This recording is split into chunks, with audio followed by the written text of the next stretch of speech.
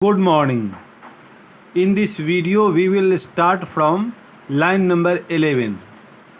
So it seemed to me as I lived with Indian friends, new and old, that all the ills of India could easily have been mended if there had been a government whose purpose was first of all to benefit the people rather than to live upon them. तो it seemed to me, ऐसा मुझे मालूम पड़ा कि भारत के जो मेरे दोस्त थे, पुराने चाहे नए लोग, उन लोगों से पता चला कि भारत की सारी समस्या का समाधान हो सकता था अगर गवर्नमेंट वहाँ ऐसी होती, जो सरकार ऐसी होती जो पब्लिक के बेनिफिट को ध्यान में रख के शासन करती, ना कि उनके ऊपर राज करती। ये इस लाइन का मतलब हुआ कि देश की समस्या का समाधान हो सकता था। वहाँ के दोस्तों से पता चला लेखिका को कि भारत की सारी समस्या का समाधान हो सकता था अगर शासक वर्ग जनता के हितों को तरजीह देते, तो बनिस्बत की वे उन पर राज करना चाह रहे थे। राज करने के सिवाय सेवा करने की भावना से अगर शासक वर्ग समर्पित होते तो देश की समस्या का समाधान हो चुका होता। The desert dry country, for example the fruitless land between Bombay and Madras, ये डेजर्ट वाला कंट्री है। In this country desert is also, रेगिस्तान भी है। Fruitless and land between Bombay and Madras, Madras और बॉम्बे के बीच में ये बंजर ज़मीन है जहाँ कुछ नहीं होता है। Was already famished although it was only February, यह फेब्रुअरी का ही महीना था और वहाँ पूरा सूख चुका था सब। And the sun hot enough to fertilize any seed, और टेम्परेचर इतना ज़्यादा था कि कुछ भी फर्टाइल नहीं बनाया जा सकता था, किसी भी सीड को जमने के लिए वहाँ डाला नहीं जा सकता था। हैड देयर बीन वाटर, अगर वहाँ पानी होता तो संभव था। And why was there no water? Now the question is, why was there no water? वहाँ पानी क्यों नहीं था? Why not sink artesian wells or even dig shallow wells? Since I was told the water level was high. ये table नहीं, level. वहाँ बताया गया मुझे कि पानी का स्तर, जल का लेवल, वाटर लेवल बहुत लो नहीं है, वो ठीक है, हाई है, लेकिन तब भी ना तो गहरा कुआं है ना कोई शैलो वेल है, कुछ है ही नहीं। कुछ कुआं वगैरह की व्यवस्था होनी चाहिए थी एग्रीकल्चरल पॉइंट ऑफ व्यू से। But the enervated and exhausted people had not the strength to take such initiative after the years of colonialism, लेकिन टूट चुके लोग, शोषित हो चुके, थके हुए लोग, इतने दिनों की औपनिवेशिक व्यवस्था से जो टूट चुके लोग थे, जो कमज़ोर लोग थे, थके लोग थे, उनमें अब इतनी ताकत बची नहीं थी कि वे ऐसे प्रयास अपने स्तर से शुरू कर सके। सही बात है, वर्षों की वहाँ औपनिवेशिक व्यवस्था थी। It was more than that, इससे भी ज़्यादा कुछ और था। The worst result perhaps of the colonial system was, ये औपनिवेशिक व्यवस्था, कॉलोनियल सिस्टम की जो सबसे वर्स्ट, सबसे घटिया जो परिणाम था वो ये था, was to provide the subject people with an infinite excuse against work and so against helping themselves। ये इतने दिनों की औपनिवेशिक व्यवस्था होने के चलते लोग यहाँ केवल आरोप लगाने की परंपरा से गुजर रहे थे। सभी लोग केवल आरोप लगा रहे थे सरकार पर कि अब कुछ हम लोग कर नहीं सकते हैं, सारा कुछ का जिम्मेवार सरकार है। तो subject people with an infinite excuse, लोगों में बहुत ज़्यादा दलील देने की प्रवृत्ति हो गई थी अगेंस्ट वर्क, काम के खिलाफ, and so against helping them self, वो खुद उठ खड़ा होने को तैयार नहीं थे। You are responsible for me, लोग कहते थे अंग्रेजों को, you are responsible for me if our plight is like this then it is due to you, आप सरकार है, आपकी जिम्मेवारी है। Today also in our country we see that opposition speaks like that. So is always the sullen attitude of the subject to the ruler. ये हमेशा से प्रजा का ये एटीट्यूड रहा है ये आलसी लेजी एटीट्यूड रहा है कि रूलर के ऊपर आरोप लगा देना है। You have undertaken to feed me and clothe me and govern me, if I die it is your fault. ये आपकी जिम्मेवारी है कि आप मुझे, मेरी जिम्मेवारी आपके ऊपर है, आप मुझे रूल कर रहे हैं तो आप मुझे खिलाने की, कपड़ा पहनाने की, मुझ पर राज करने की जिम्मेवारी आपकी है। If I die it is your fault, अगर मैं मर जाता हूँ तो ये आपकी कमी है। It is your fault, there were always the British to blame. इस प्रकार से ब्रिटिश लोगों को हमेशा ब्लेम किया जाता था। And certainly the blame was not always just, और हमेशा आरोप सही नहीं होते। बहुत सारे कार्य आप खुद कर सकते हो, सरकार हमेशा 24 घंटे आपके घर में नहीं रहती है, आपके हाथ पांव आप ही के पास रहते हैं। If you want to work you can work, you may work, but sometimes you feel easy for blaming. आप कभी कभी ब्लेमिंग को ही अपना आसान रास्ता समझ लेते हैं। आरोप लगा दीजिए सामने वाले पर कि आपके चलते ऐसा हुआ। Yet essentially perhaps it was, निश्चित रूप से ऐसा था। For when the heart of a people is gone their spirit dies with it, जब लोगों का दिल नहीं लगता है किसी काम में तो उनसे कुछ नहीं होता है, उनकी प्रेरणा समाप्त हो जाती है। पीपुल इज गॉन, जब लोगों का दिल लूट लिया जाता है, दिल टूट जाता है, तो उनकी आत्मा मर जाती है, उनमें भावनाएं नष्ट हो जाती हैं, प्रेरणा समाप्त हो जाती है, स्पिरिट। लुकिंग बैक, तो पीछे देखते हैं, I find that among the many impressions of the people of India absorbed while I lived among them and still clear in my mind। अब पिछली बातों को याद करके मुझे अब भी भारत के लोगों का वह इम्प्रेशन याद है। बहुत सारा इम्प्रेशन है मेरे दिमाग पर, बहुत सारी यादें हैं, उनमें से कुछ है absorbed while I lived among them, जो मेरे अंदर आ गई हमेशा के लिए यादें जब मैं उनके साथ था भारत में। And still clear in my mind, आज भी मेरे दिमाग में बिल्कुल क्लियर है वो। Is there reverence for great man and women, उनके मन में सम्मान था, रेफरेंस था, इज्जत थी ग्रेट मैन एंड वीमेन, महान लोगों के प्रति, महान व्यक्तियों के प्रति, स्त्री पुरुषों के प्रति। Leadership in India can only be continued by those whom the followers consider to be good। Leadership in India, भारत में नेतृत्व की जो बात है वह लीडरशिप कभी वही आदमी कर सकता है जो लोगों के नज़र में, अपने फॉलोअर्स के नज़र में अच्छा हो। That is capable of renunciation, जो उनको मुक्ति दिला सके। देयरफॉर नॉट सेल्फ सीकिंग, और इस प्रकार से उनको स्वार्थी नहीं होना चाहिए। सेल्फ सीकिंग मतलब स्वार्थी, नेतृत्व करने के लिए। To be a leader you should be selfless people, you should not be selfish until your followers follow you। A person able to renounce this one quality for them contains all others। If you are selfless, then you have all the qualities of leadership।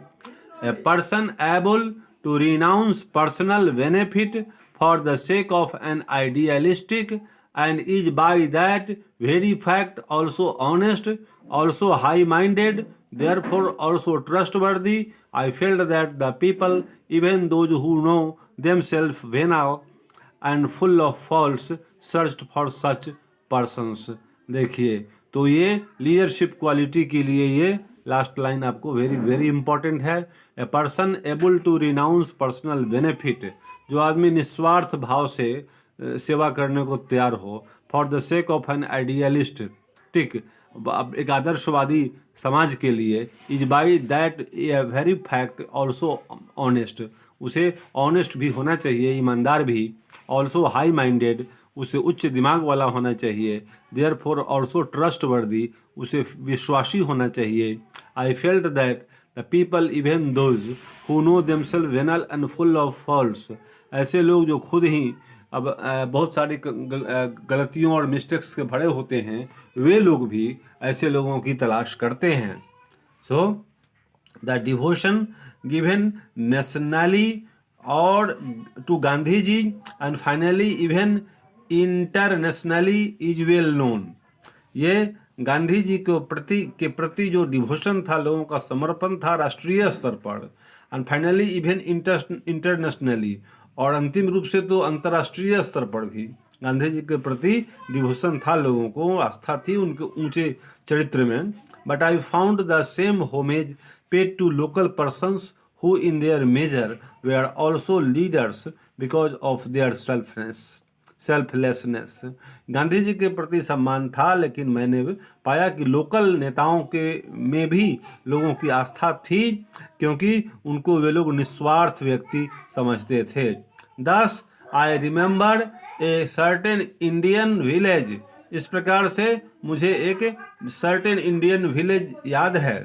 ठीक है, very good. The devotion given nationally to Gandhi and finally even internationally is well known। Gandhi ji को जो राष्ट्रीय और अंतर्राष्ट्रीय स्तर पर जो समर्पण मिला, जो लोगों ने भक्ति भावना उनके प्रति दिखलाई, इज वेल नोन। यह सबको पता है, यह जानी मानी बात है, वेल नोन है, अच्छी तरह से सबको मालूम है, well known. But I found the same homage. Homage मतलब respect, homage means respect, paid to local persons who in their measure were also leaders because of their selflessness. लेकिन मैंने लोकल लोगों के प्रति भी लोगों के मन में वह प्यार देखा, वह भक्ति देखी, जो निस्वार्थ होने के कारण उनके प्रति लोगों में था। Local persons who in their major, जो लोगों की नज़र में, मेजर का मतलब हुआ यहाँ पर लोगों की निगाह में, वे आर ऑल्सो लीडर्स, वे लोग भी लीडर थे, बिकॉज ऑफ देयर सेल्फलेसनेस, उनके निस्वार्थ भाव के कारण। Thus I remember a certain Indian village where I had been invited. इस प्रकार से मुझे एक वह गांव, भारतीय गांव याद है, जो जहां मुझे निमंत्रण मिला था, मैं गई थी to visit in the home of a family of some modern education. वहाँ मॉडर्न एजुकेशन का भी वातावरण था, मॉडर्न एजुकेशन वहाँ था उस घर में, in that house, though not much, although it was not much and some means though not wealth. वह बहुत अमीर घर नहीं था, लेकिन पढ़ा लिखा फैमिली था। The house was mud walled, मिट्टी का मकान था, मिट्टी, घर की जो दीवार थी वो मिट्टी से बनी थी, मड वॉल्ड, पहले मिट्टी का मकान होता था। And the roof was made of thatch, और छत बना था छप्पड़ का, छप्पर। इनसाइड वेयर सेवरल रूम्स, उस घर में के भीतर बहुत सारे रूम थे, कमरे थे। However the floors smooth and polished, floor जो था नीचे का, वह फ्लोर स्मूथ था, चिकना था, पॉलिश्ड था, पॉलिश किया हुआ था। With the usual mixture of cow dung and water. देहात में, पहले गांव में कच्चे घरों में आंगन की लिपाई पुताई होती थी, इसी तरह से घर के नीचे वाला फ्लोर को लोग गाय के गोबर से पानी मिलाकर लीपते थे। The active master of the house was not the head of the family but a younger brother। The active member of the house was not the head of the family, it was only a younger brother, वो छोटा भाई था घर में। Thus this I discovered when I arrived, यह मुझे तब पता चला जब मैं वहाँ गई। For before we entered the house, my host led me to a curious sort of cage standing well above the ground on 4 posts। मुझे, मेरा जो आदमी मेरे साथ गए थे, मेरे जो होस्ट थे, मेज़बान, वो मुझे ले गए एक पिंजरे के निकट, जो 4 गो पौआ पर खड़ा था। Inside the cage made of wire netting I saw to my amazement an aging man. वहाँ मैंने आश्चर्य से एक उम्रदराज व्यक्ति को देखा, लाइंग ऑन हिज बैक, वो अपने पीठ के सहारे पड़े हुए थे। His head supported by A pillow, उनके माथा के निकट एक तकिया रखा हुआ था, तकिए का सपोर्ट था। My eldest brother my host explained, मेरा जो होस्ट थे, जो उन्होंने मुझे बताया, एक्सप्लेन किया उनके विषय में, इंट्रोड्यूस करवाया कि that is my eldest brother. He was, eldest मतलब बड़े भाई। He has made a stroke of paralysis, उनको पैरालिसिस मीन्स लकवा मार गया था। And though we beg him to live in the house, और मेरे होस्ट ने मुझे बताया कि हम लोग उनको घर में रहने के लिए बोले। He chooses to live out here so that he may be ready to listen to the villagers when they come to him.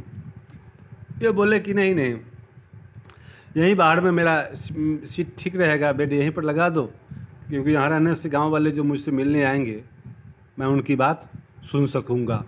तो गांव वालों से मिलने के उद्देश्य से वे घर के बाहर एक केज जैसा बना करके उसमें उनको रेस्ट कर दिया गया।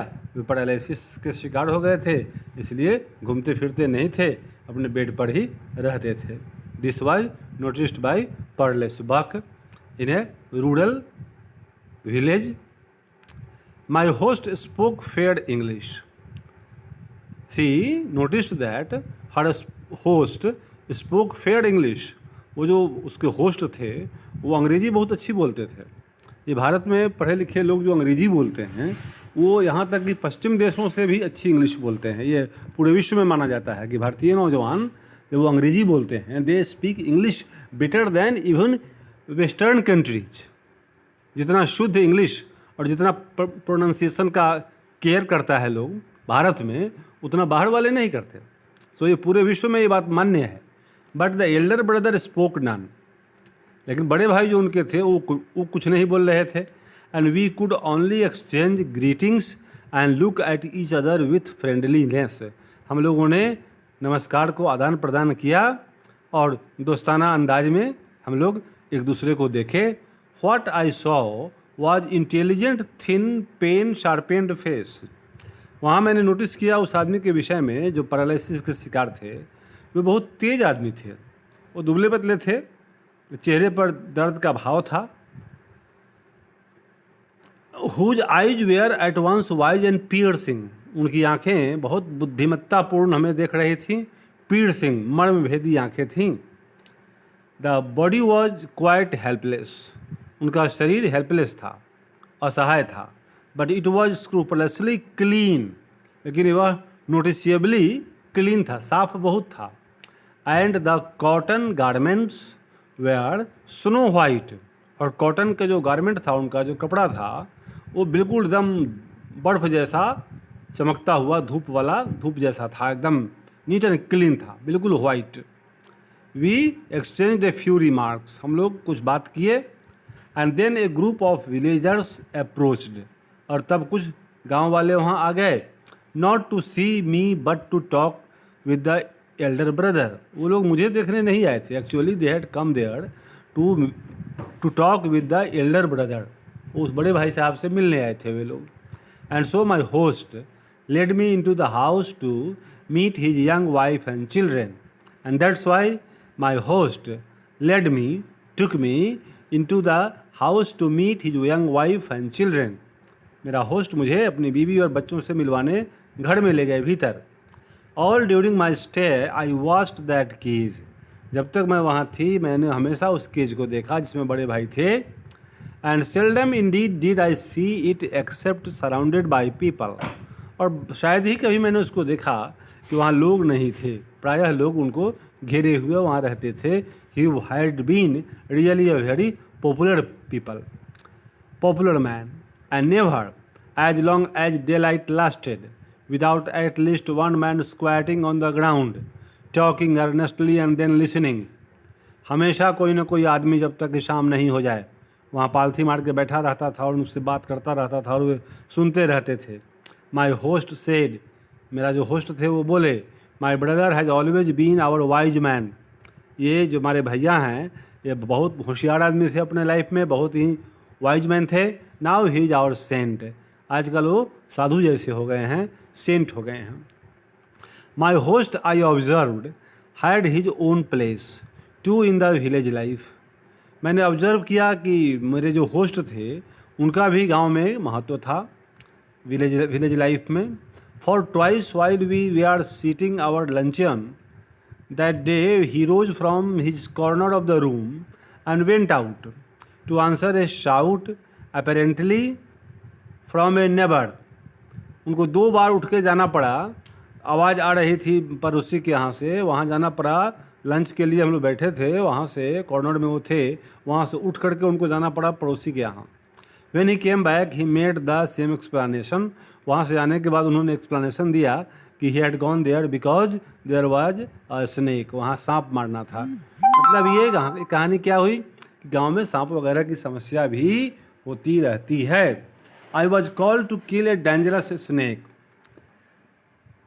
वहाँ सांप मारने के लिए मुझे बुलाया गया है, खतरनाक सांप था। The luncheon was plain country fare. Lunch जो हुआ वो सिंपल देहाती स्टाइल में, कंट्री फेयर, कंट्री मतलब देहाती मैटर था वो। क्या क्या खाने के लिए मिला? लेंटिल्स, मसूर की दाल, राइस, स्पिनाक, पालक की साग बॉयल किया हुआ, एंड कंडीमेंट्स मतलब चटनी।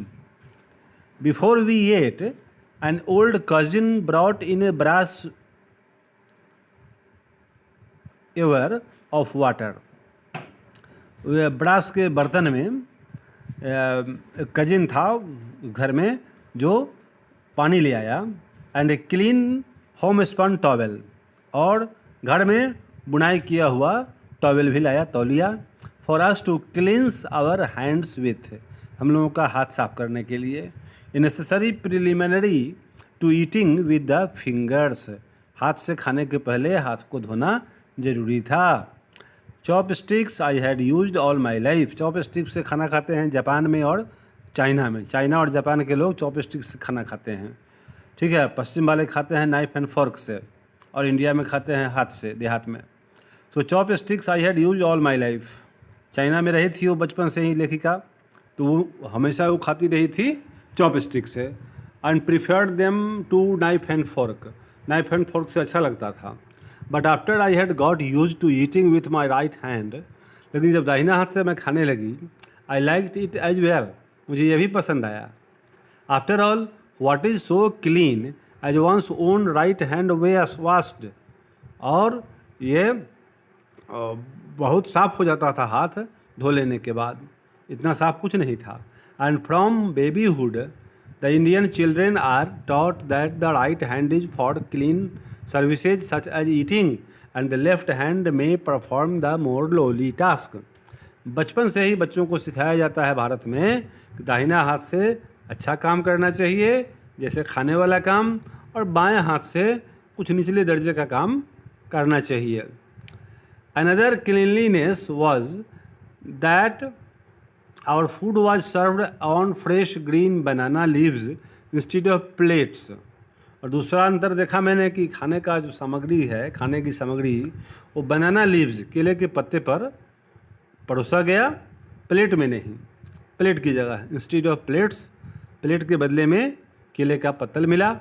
Well cooked rice piled on a broad green leaf is a pleasant sight. अच्छी तरह से पका हुआ चावल हम लोग ये केले के हरे हरे पत्ते पर हम लोग रख के खा रहे थे, देखने में बहुत अच्छा लग रहा था।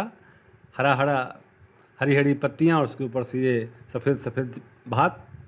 एंड स्टूमुलेट्स द एपेटाइट, उसको देख करके ही भूख लगती है। स्टूमुलेट मतलब बढ़ना, उत्तेजित होना, भूख बढ़ जाती है। In any household where caste was observed the food was placed on such leaves or on dishes of fresh pottery. In any household, किसी भी घर में जाइए जहाँ कास्ट की बात होती है, तो इसी केले के पत्ते पर लोग दूसरे कास्ट वाले को खाने को देते हैं, ठीक है।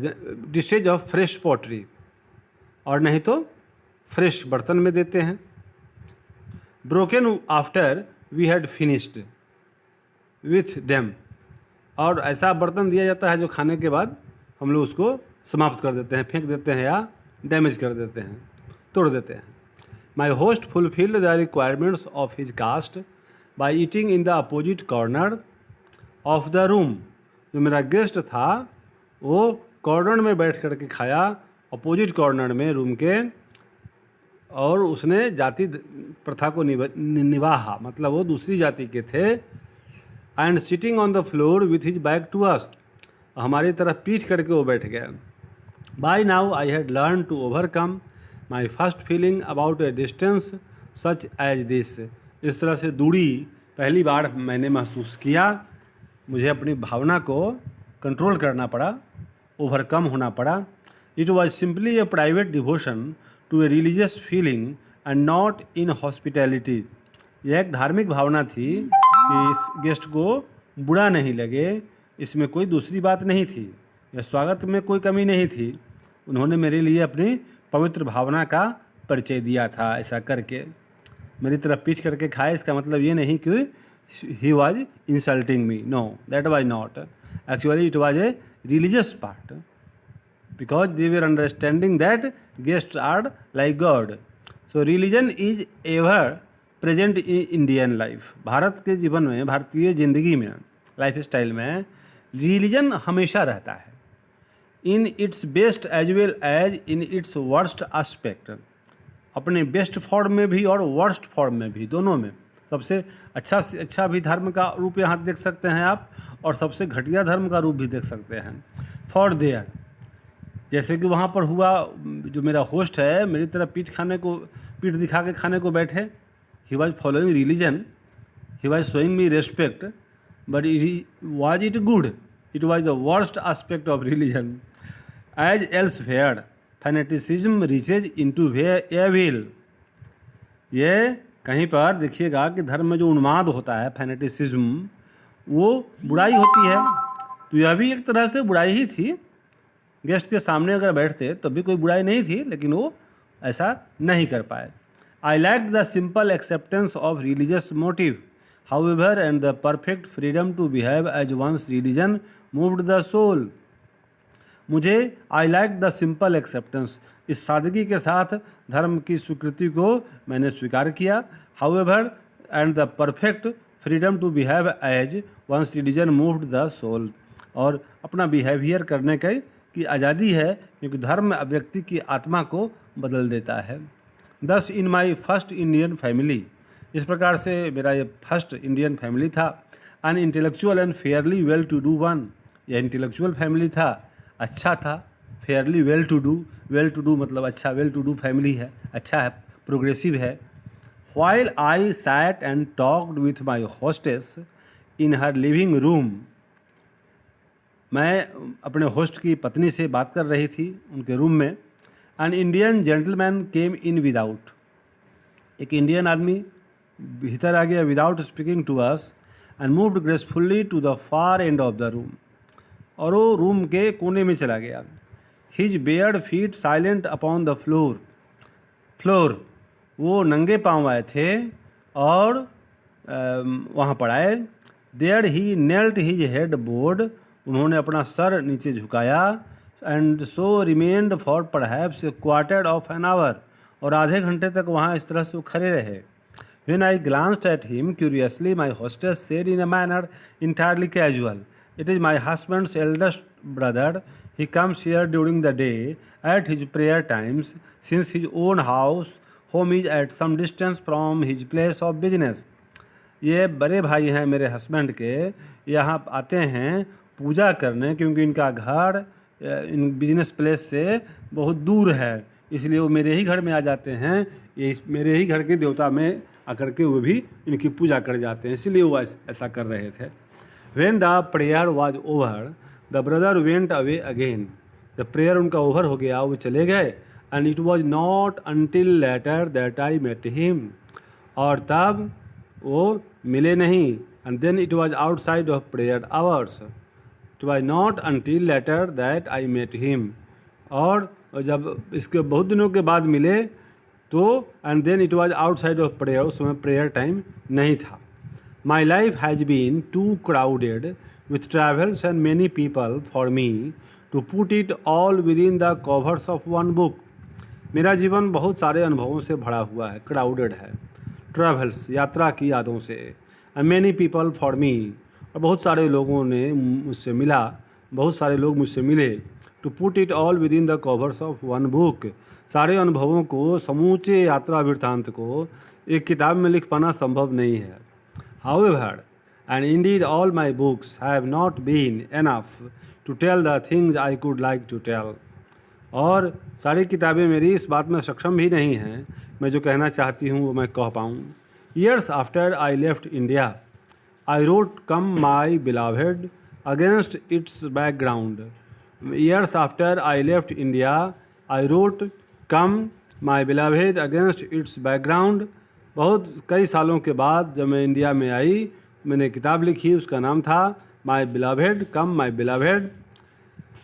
Against it's background, strange the Americans expect for a few have not understood the real meaning of that book. उस बुक की जो पृष्ठभूमि थी मैंने भारत से ली थी, अमेरिकन समझ नहीं पाए, but the Indian readers understand, Bharat के लोग समझे उसको। We have not lived long enough perhaps to know universally that the price of achievement, whatever the goal, is an absolute. तो we have not lived long enough, हम लोग बहुत दिन तक देर साथ नहीं रहे, perhaps शायद, to know universally that the price of achievement, whatever the goal, is an absolute.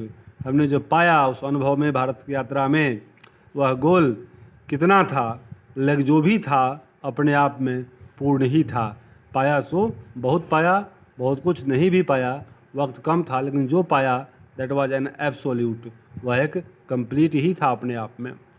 In my book I chose 3 Christian missionaries to prove it. मैंने क्रिश्चियन मिशनरी को का सिलेक्शन किया 3 को। In my book I chose 3 Christian missionaries to prove it. मैंने अपनी बात को साबित करने के लिए 3 क्रिश्चियन मिशनरी का सिलेक्शन किया। For of all the people that I have ever known the missionary is, मैंने सभी लोगों को देख करके मिशनरी के विषय में जो जाना, in his way the most dedicated, पूर्ण सबसे ज़्यादा समर्पित, द मोस्ट सिंगल हार्टेड, नितांत अकेला, he believes that God is the one. मिशनरियों की संगति में जाकर के मैंने ये सीखा कि मिशनरी अकेले होते हैं, व्यक्तिगत रूप से वो डेडिकेटेड होते हैं, समर्पित लोग होते हैं, और उनको फेथ है कि God is the one. God क्या है? एक है, और वह है कौन? द फादर ऑफ मैनकाइंड, वो फादर है मानव जाति का, मैनकाइंड का। And that all men are brothers, and all men are living here are brothers and sisters. Sisters लिखा नहीं है, लेकिन वो भी लिखना चाहिए था। At least the Christian says he so believes and so he preaches. At least the Christian says, Christian कहते हैं कि वो जो सोचते हैं सो कहते हैं, जो विश्वास करते हैं सो कहते हैं, अपने मन से झूठ नहीं बोलते, जो करते हैं सो कहते हैं, जो बिलीव करते हैं, जो उनका फेथ है उसी को प्रीच करते हैं, उपदेश देते हैं। Then why has he failed to change the world in spite of his sacrifices. Then I could not understand why were they unable to change this whole world in spite of his sacrifices. इतना कुछ होता ही है कि वो सत्यवादी ही हैं, तो इतना सेक्रीफाइस करने के बाद भी दुनिया को बदल क्यों नहीं पाए? Why is in this world today poverty is ruling the roost? Why are people dissatisfied? Why are people quarreling with each other?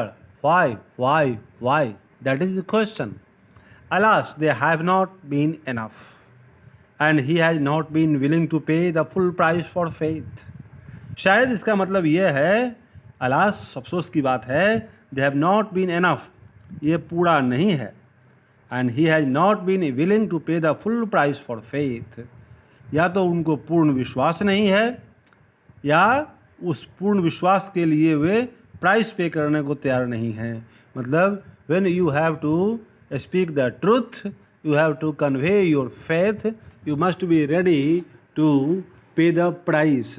सत्य बोलने की कीमत अदा करनी होती है व्यक्ति को। सीधे सत्य बोल देने से आप सत्यवादी नहीं होंगे। यदि आप सत्य बोलेंगे तो उसकी जो प्रतिध्वनि सुनाई देगी, उसका जो इफ़ेक्ट होगा, you will have to bear that. अगर किसी चोर को मुंह पर बोलो कि तुम चोर हो, तो आप सत्य बोले, लेकिन जब वो अटैक करेगा आप पर, तो वो आपको कीमत अदा करनी पड़ेगी उसका मुकाबला करके। तो ये है सत्य बोलना आसान काम नहीं है, सीधे कहने से ना होगा कि सत्य बोलो। If you have to speak truth then you must be ready to pay the price for that. ये मुफ्त में सत्यवादी नहीं कहे जाइएगा आप जब भी सत्य बोलेंगे तो उसका रिएक्शन होगा। सत्य बोलने का मतलब ये नहीं है कि वो सबके हित की बात होगी। निश्चित रूप से जो गलत होंगे, जो सत्य के अनुसार नहीं चल रहे हैं, वो बात उनके खिलाफ भी हो सकती है, तो वो आप पर आक्रमण करेंगे और आपको उसके लिए पे करना पड़ेगा, चाहे आप ताकत से करें, धन से करें, बात से करें, जैसे करें। तो ये है, सत्य बोलना आसान काम नहीं है। ये सीधे प्रवचन देने से कोई सत्य बोलने लगेगा, ऐसा होता नहीं है। वस्तु स्थिति यही है कि सत्य बोलना है तो उसके लिए आपको बहुत ही बुद्धिमान, बहुत ही ताकतवर, बहुत ही समर्पित व्यक्ति होना चाहिए, तब आप सत्य बोल पाएंगे। नहीं तो सत्य बोलने की उम्मीद आप छोड़ ही दीजिए। ठीक है, आगे देखते हैं। मत छोड़िए, आप बोलिए, क्योंकि आप बहादुर आदमी हैं। You can pay the price. हाँ, पेज ओनली पार्ट, कुछ लोग सिर्फ पार्ट ही उसका पे करते हैं। Unable to accept utterly the full meaning of his creed, अपने धर्म का पूर्ण अर्थ वो समझ नहीं पाते। क्रीड, अपना जो धर्म है, जो कार्य कर रहे हैं सत्य बोलने का, उसकी पूरी कीमत वो अदा नहीं कर पाते, फुल मीनिंग समझ भी नहीं पाते। I see the same refusal here in my own country, मैं अपने देश में भी इस अस्वीकृति को देखता हूँ। लोग इनकार करते हैं प्राइस पे करने से, और प्राइस पे करने से इनकार करोगे और चाहोगे कि मैं महान आदमी बन जाऊँ, तो कैसे बनोगे? कभी नहीं बनोगे। अंत में घूम फिर करके आपको वही रोना होगा कि ज़माना ख़राब है। क्या करें, लोग बात मानते ही नहीं हैं।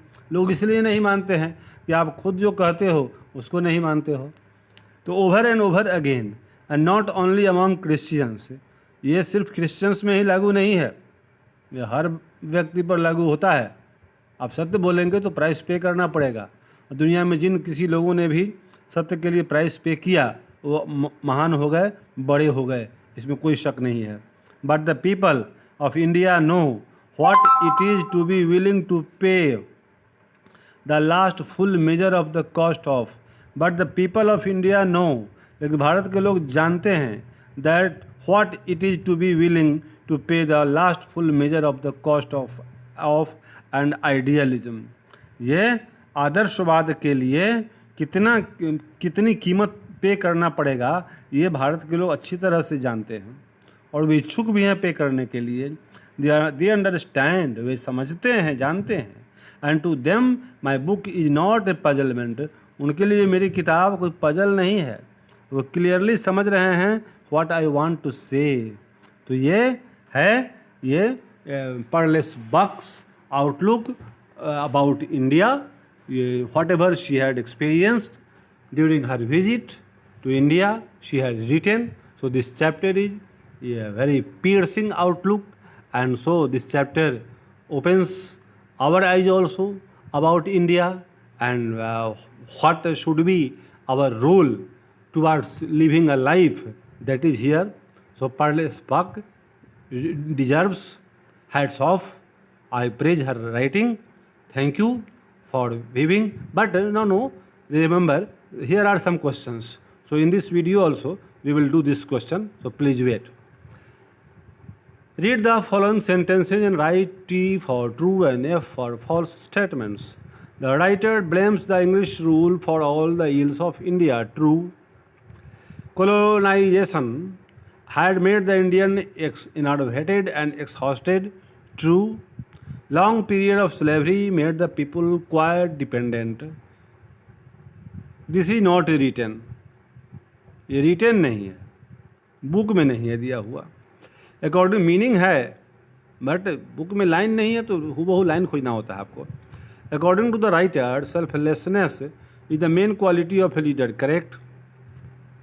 Very few people in villages had respect for age and experience. Very few people, yes this is true, quite true, ये सही है। The writer did not like the idea of eating with right hand. Liked, oh correct, true. Did not like, no, liked means wrong. ये wrong हो गया, ये आपको wrong है। दाहिना हाथ से खाना पसंद आया, और एक गलत था आपको ये थर्ड क्वेश्चन, ठीक, और सब सही। Indians are very Indians are by nature religious, correct. The book come my beloved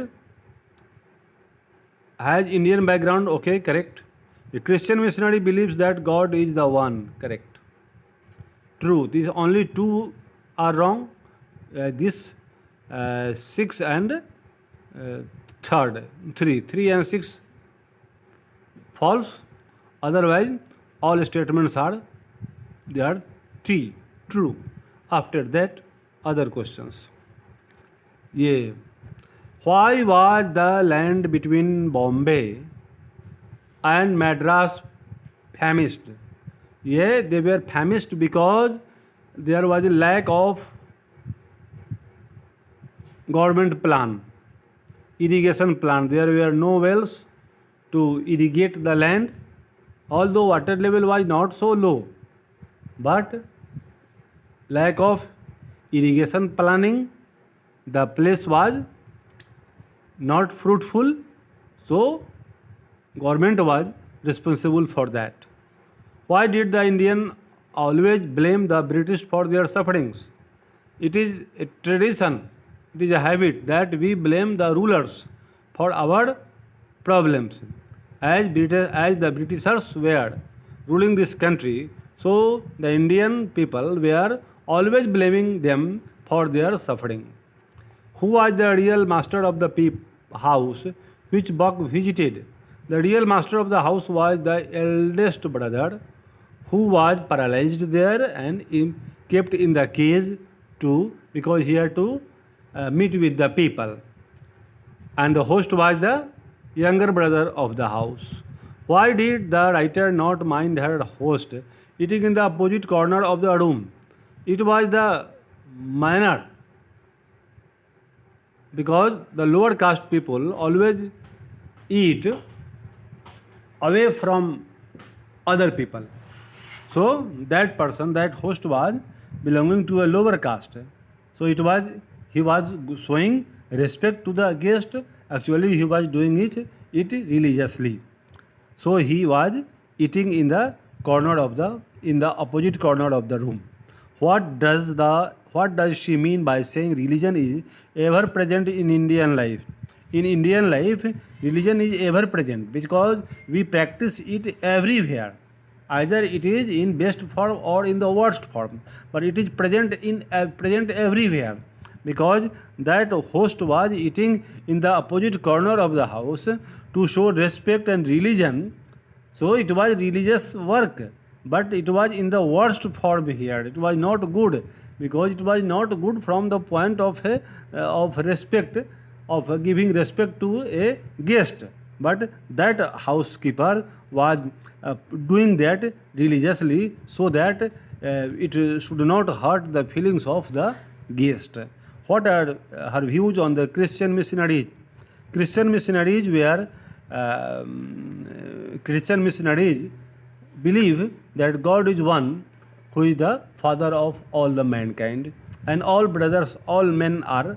human beings are brothers. Then the writer is not understanding why there is problem in the world. Why is there anarchy, discord, inequality? Why? Why are people quarreling? Why is there war going on? Why is malnutrition? Why? So, if this is, it means that the Christian missionaries were not following the truth of what they were speaking. Because if you have to speak the truth, then you should be ready to pay the price for it. Okay, so I feel that you have understood. Thank you for viewing. Thank you. Have a nice day.